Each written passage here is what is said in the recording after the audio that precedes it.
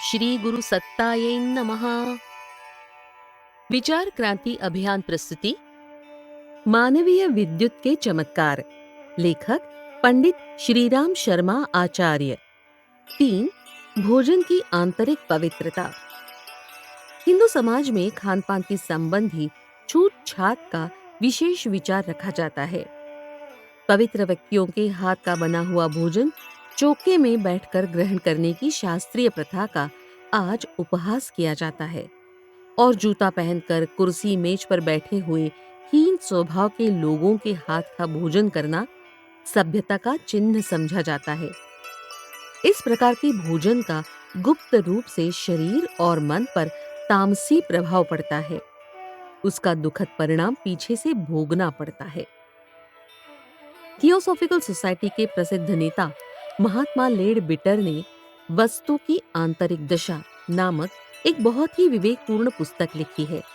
उसमें वे एक स्थल पर कहते हैं, जो कुछ भोजन हम खाते हैं वह पाचन के उपरांत शरीर का एक भाग बन जाता है। उस भोजन पर जिस प्रकार के सूक्ष्म प्रभाव अंकित होते हैं वे भी हमारे शरीर में बस जाते हैं, किंतु वे यह भूल जाते हैं कि बाहरी सफाई पर ध्यान देना जितना आवश्यक है उससे कहीं अधिक आवश्यक उसकी आंतरिक स्वच्छता पर ध्यान देना है। भारतवर्ष में भोजन की आंतरिक स्वच्छता को अधिक महत्व दिया जाता है। हिंदू लोग अपने से नीच विचार के लोगों के हाथ का बना हुआ या उनके साथ बैठकर खाना इसलिए नापसंद करते हैं कि उनके हीन विचारों से प्रभावित होने से भोजन की पवित्रता जाती रहेगी। विलायत में लोग बाहरी सफाई को ही पर्याप्त समझते हैं। वे नहीं जानते कि केवल इतने से ही भोज्य पदार्थ उत्तम गुण वाले नहीं बन जाते। भोजन पर उसके बनाने वाले का सबसे अधिक प्रभाव पड़ता है। विज्ञान बताता है कि मानवीय विद्युत का सबसे अधिक प्रवाह उंगली की पोरुओं से प्रवाहित होता है। जिस भोजन को बनाते समय बार-बार हाथ से छुआ गया है वह उसके अच्छे या बुरे विचारों से अवश्य ही प्रभावित होगा। यह सच है कि अग्नि पर पकने से उसके बहुत से दोष जल जाते हैं, तो भी वह संपूर्ण प्रभाव से रहित नहीं हो जाता।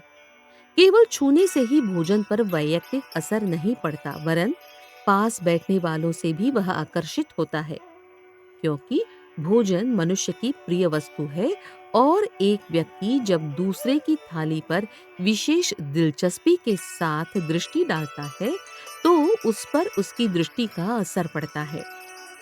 यदि कोई दुखी होकर किसी को भोजन दे तो उसे खाने वाला जरूर रोगी हो जाएगा।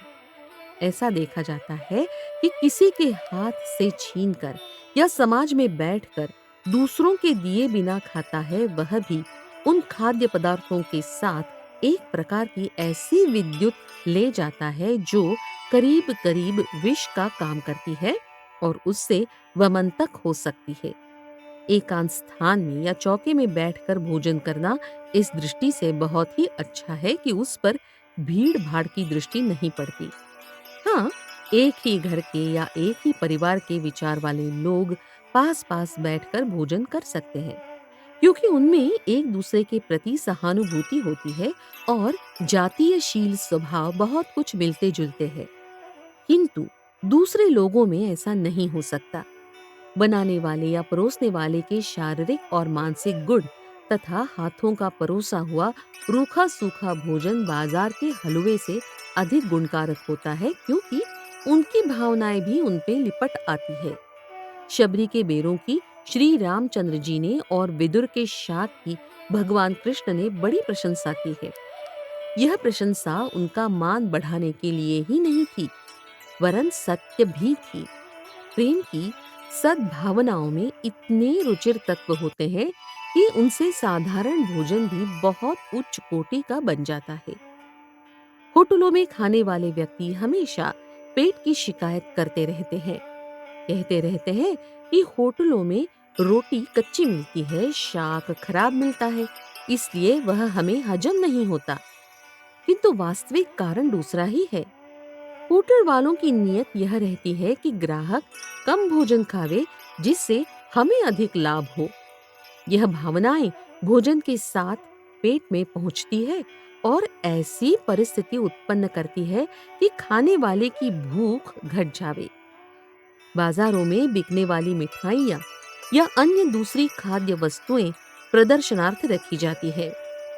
रास्ता निकलने वाले अधिकांश लोगों का मन उन्हें देखकर ललचाता है, परंतु वे कारणवश उन्हें खरीद नहीं सकते। कई बार छोटे बच्चे और गरीब लोग उनकी ओर मन मार कर दुखी होते हुए चले जाते हैं। ऐसे व्यक्तियों की यह बेबसी भरी इच्छाएं उस मिठाई आदि में प्रचुर मात्रा में लिपट जाती हैं।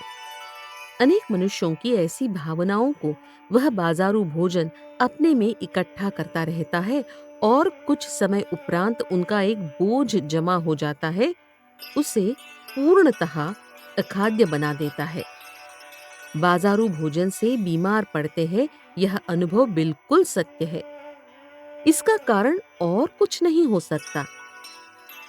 घृत, मिष्टान जैसी बलवर्धक वस्तुओं से बने हुए पदार्थ भी हानि पहुंचावे तो इसका भला और क्या कारण होगा।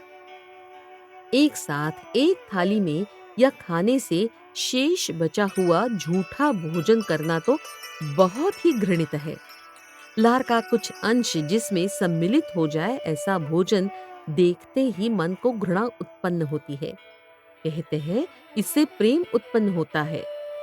इस कथन में कुछ सच्चाई तो है, पर वह लाभ हानि की तुलना में कुछ न कुछ के बराबर है। एक व्यक्ति का शारीरिक अंश यानी थूक, लार आदि दूसरे के शरीर में पहुंच जाता है तो उसे अपनी जाति के शरीर को अपनी ओर आकर्षित करता है। परंतु जब तक गुण, स्वभाव आदि भी एक से न हो, तब तक वह प्रेम स्थायी नहीं हो सकता। जैसे पिचकारी से शरीर में पहुंचाए हुए दूसरे व्यक्ति के खून की ताकत एक नियत समय में जाकर समाप्त हो जाती है, उसी प्रकार एक थाली में भोजन करने से जो थूक आदि दूसरे के शरीर में पहुंचाता है, वह थोड़े समय में ही समाप्त होता है। यह प्रेम बहुत ही हल्का उत्पन्न होता है। साथ ही दूसरे के भले बुरे विचार भी प्रवेश कर जाते हैं। बुरे विचार अधिक तीव्र होते हैं, इसलिए सबसे प्रथम उन्हीं का असर होता है। कई बार इससे छूत वाले संक्रामक रोगों का एक दूसरे पर आक्रमण होने का अंदेशा रहता है। इसलिए हर व्यक्ति को सदैव अलग-अलग पात्रों में भोजन करना चाहिए। यदि अन्य व्यक्तियों के यहाँ या अपने से भिन्न प्रकृति के लोगों के यहाँ भोजन करने का अवसर आवे, तो अच्छा है कि उनके यहाँ प्रयोग होने वाले धातुओं के बर्तन में न लाए जावे। धातुएं अपने प्रयोगकर्ता के दोषों को बहुत शीघ्रता से प्रचुर मात्रा में अपने अंदर धारण कर लेती है और जब तक अग्नि में न तपाया जाए तब तक शुद्ध नहीं होती। कई बार अपने से बहुत भिन्न स्वभाव के मनुष्यों के द्वारा बहुत काल तक प्रयोग किए हुए पात्र उनकी भावनाओं को इतना अधिक ग्रहण कर लेते हैं कि बार-बार तपाने पर भी अपना असर नहीं छोड़ते। इसलिए दूसरे ऐसे लोगों के यहाँ जहाँ अपने विचारों का सामंजस्य नहीं होता, यदि थाली गिलास लेने की अपेक्षा पत्तों की पत्तल एवं मिट्टी के गिलास, कुल्हड़, मटके काम में लाए जावे तो बहुत ही अच्छा है, क्योंकि यह एक बार ही प्रयोग होते हैं। मुंह और हाथ धोकर भोजन करना चाहिए, जिससे उनमें आए हुए दुर्भाव छूट जाएं। चूल्हे के पास चौके में भोजन करने से वहां का उष्ण वातावरण बुरे प्रभावों को बहुत कुछ दूर कर सकता है। कपड़ों की अशुद्धि भोजन तक उड़कर न पहुंचे, इसलिए जितने कम हो सके उतने कम कपड़े खाते समय पहनने चाहिए। बैठने का स्थान पवित्र हो। परोसने वाले जहां तक हो सके भोजन को कम से कम हाथ से छुए। जल आदि प्रवाही पदार्थों को बार-बार छूना, उनमें हाथ उंगली डालना तो बहुत ही बुरा है, क्योंकि सूखे पदार्थों की अपेक्षा प्रवाही पदार्थ बहुत जल्द विद्युत प्रवाह को अपने अंदर धारण कर लेते हैं। स्वयं अपने हाथ से तैयार किए हुए पदार्थ सर्वोत्तम है। अपने बाद अपने प्रिय परिजनों या समान विचार वालों का बना हुआ। भिन्न स्वभाव के मनुष्यों के यहाँ भोजन का अवसर आए तो सूखा भोजन लेना चाहिए, क्योंकि उनमें बाहरी पदार्थों का समावेश देर में और कम होता है। दूध या उससे बने हुए प्रभावी पदार्थ प्रतिकूल विचार वालों से कदापि न लेने चाहिए, क्योंकि दूध जल से भी अधिक सजीव होने के कारण अत्यधिक प्रभाव को ग्रहण कर लेता है। वस्तुओं पर गुप्त रूप से बहुत दूर तक के संस्कारों का प्रभाव बना रहता है। छुआछात के प्रभाव अग्नि पर पकाने से नष्ट हो सकते हैं, किंतु बलात् अपहरण किया हुआ या भिक्षा द्वारा प्राप्त किया हुआ जो अन्न होगा, वह अपने उन संबंधियों की भावनाओं को अग्नि पर पक जाने के उपरांत भी न छोड़ेगा। पशु को वध करके निकाले गए चमड़े को चाहे कितना ही पकाया जाए, चाहे उस पर कितना ही रंग रोगन किया जाए, वह उस प्रभाव का कदापि परित्याग न करेगा जो मरते समय पशु को भयंकर यंत्रणा के कारण उस पर पड़ा था। हत्या करके किसी पशु के शरीर से निकाला गया मांस या चमड़ा उसके उपयोग करने वालों को छोड़ नहीं सकता। इसलिए जो कुछ हम खावे उसमें यह भी देख लें कि यह पदार्थ कहीं वेदनामय भावों से भरा हुआ तो नहीं है। हुक्का प्रथा से या पीट पीट कर निकाले गए पशु दुग्ध से भला कौन लाभ की आशा कर सकता है। बहुत से विद्वान और साधुजन भोजन के समय छूता-छूत का विशेष ध्यान रखते हैं। मैडम बमित वट्सकी की सम्मति है कि अपना भोजन और जलपात्र अधिक लोगों की छूत में मत आने दो। भोजन बनाने वाले या परोसने वाले को पहले भोजन करा देना चाहिए, ताकि वह कुड़कुड़ाते हुए पेट की इच्छाओं को उस पर न डाल दे। उससे यह भी कह दो कि जहां तक हो सके हाथ से कम छुए और जहां जरूरत हो वहां चिमटा या चम्मच का प्रयोग कर ले।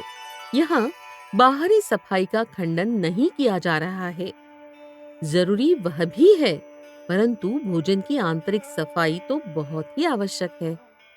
भोजन के कई प्रकार के प्रभावों को हम अपनी इच्छा शक्ति द्वारा भी दूर कर सकते हैं।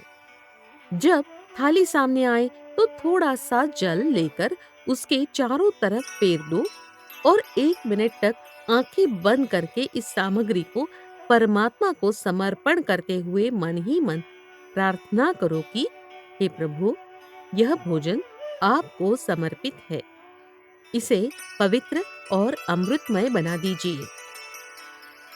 जब नेत्र खोलो तो विश्वास करो कि तुम्हारी प्रार्थना स्वीकार कर ली गई है और उसमें अब केवल लाभकारी तत्व ही रह गए हैं। सच्चे हृदय से प्रभु की प्रार्थना करके उसमें पवित्रता एवं अमृतत्व की भावना के उपरांत जो भोजन किया जाता है वह बहुत से हानिकारक प्रभावों से मुक्त हो सकता है और स्वास्थ्य की उन्नति में सहायक हो सकता है।